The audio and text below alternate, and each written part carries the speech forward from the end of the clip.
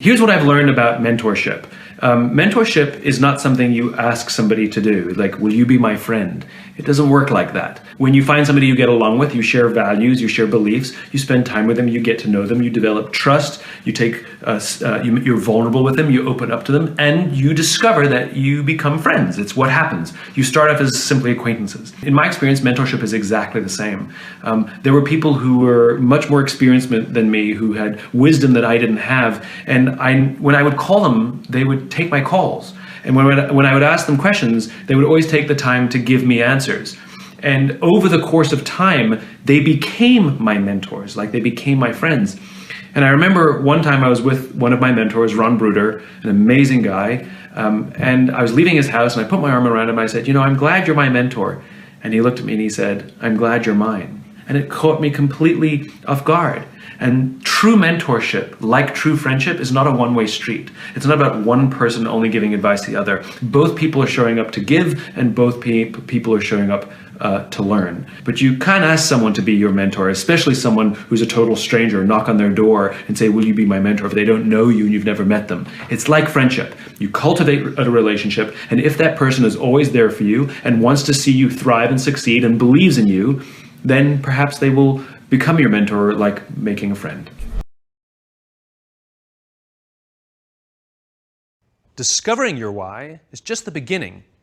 In order to enjoy all the benefits of having a clearly articulated why, you'll need to have the courage and discipline to use it.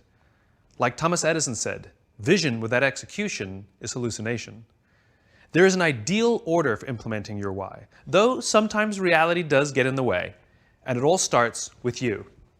Our natural tendency is to start with the tangible. We define our value by what we do. So it takes practice to start with why. Like riding a bicycle, at first we're unsure, unsteady. We're in our heads thinking about all the things we need to do, pedal fast, keep enough speed so we don't fall over. We have to really concentrate. We may even fall over, even scrape our knees, but we get back on the bike and try again. And eventually, it becomes natural. Starting with why is no different. At first, it feels awkward. It may not even work.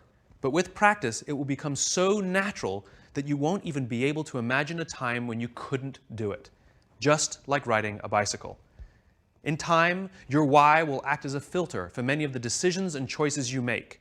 It becomes a tool to help you find a job or seize an opportunity in which you're more likely to succeed. It removes a lot of the guessing.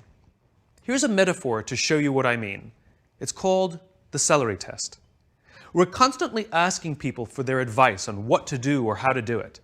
It's like going to a dinner party and somebody says, do you know what you need? You need M&Ms. We've done so well with M&Ms, you've got to use M&Ms. Somebody else says to us, rice milk. In this economy, you have to use rice milk. Someone else says to us, Kit Kats. You have to use Kit Kats. And somebody else says to you, it's all about celery. We go to the supermarket with all this good advice from all these smart people with brilliant case studies, and we buy everything. We buy Kit Kats and M&Ms, celery and rice milk. There's a lot of time we spend at the supermarket and a lot of money we spend at the supermarket.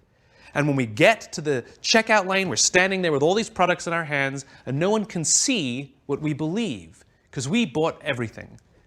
But let's imagine we know our why. Let's imagine our why is to always be healthy and only do things that protect the health of our bodies. Now which products do we buy? Given all the same advice from all the same smart people, this time we only buy celery and we only buy rice milk. They're the only two that make sense.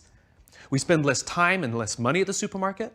And when we're standing there in line with only celery and only rice milk, now people can see what we believe. Somebody walking past can say, hey, I can see that you're healthy, so am I. You just attracted an opportunity or a referral or a friend, simply by saying and doing the things that you believe. And the best part is it's scalable. As soon as I said the why, you knew exactly which products we were going to buy. This means the more you can articulate your why, the more others will know what you stand for and will be able to help you make the right decisions. From now on, you will work to ensure everything you do is a good fit. If you do too many things that aren't a good fit, you'll feel uncomfortable and people will feel that you're being inauthentic. On the other hand, when you start with why, your ability to stand out, find support, and work to all your natural strengths will flourish. With practice, you will learn to trust your why. You will eventually start to see your job and the things you do as ways to breathe life into your cause. And the better you get at it, the more you will feel that your life and everything you do has purpose. The best way to implement your why is to work at it slowly. You don't have to do all the tips we suggest. What is important is that you pick up to 3 and commit to practicing and using them now. What do good leaders have in common? They have the courage to do the right thing. They're people of high character and high integrity. But for me, the big one is courage. It's very hard to be a leader. It's hard to speak truth to power very often. You might be the one that gets in trouble or lose your job. It's hard to do the right thing. It's much easier to do the expedient thing. And it's also a huge undertaking to be a leader every moment of every day. It's kind of like being a parent. I was watching the Olympics, this last Summer Olympics, and I was amazed at how bad the questions were that the reporters would ask all the athletes. And almost always, they asked the same question, whether they were about to compete or after they competed. Were you nervous, right? And to a T, all the athletes went, no, right? And what I realized is it's not that they're not nervous, it's their interpretation of what's happening in their bodies. I mean, what happens when you're nervous, right? Your heart rate starts to go, you sort of get a little tense, you get a little sweaty, right? You have expectation of what's coming, and we interpret that as, I'm nervous. Now, what's the interpretation of excited? Your heart rate starts to go, you're anticipating what's coming, right? You get a little sort of like tense. It's all the same thing. It's the same stimuli, except these athletes, these Olympic quality athletes have learned to interpret the stimuli that the rest of us would say as nervous as excited. They all say the same thing. No, I'm not nervous. I'm excited. And so I've actually practiced it just to tell myself when I start to get nervous that this is excitement. Yeah. And so I used to speak in front of a large audience and somebody would say, how do you feel? I used to say, a little nervous. Now when somebody says, how do you feel? I'm like, really excited, actually. And it came from just sort of telling myself, no, this is excitement.